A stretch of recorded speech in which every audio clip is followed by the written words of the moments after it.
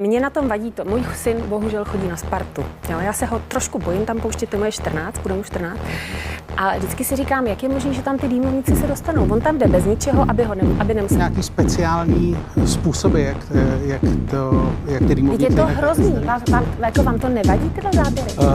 Jako vadí, samozřejmě. Jako, že to k fotbalu patří, pak se tam umlátí, ušlapou, lidi to úplně otřesní. Jako.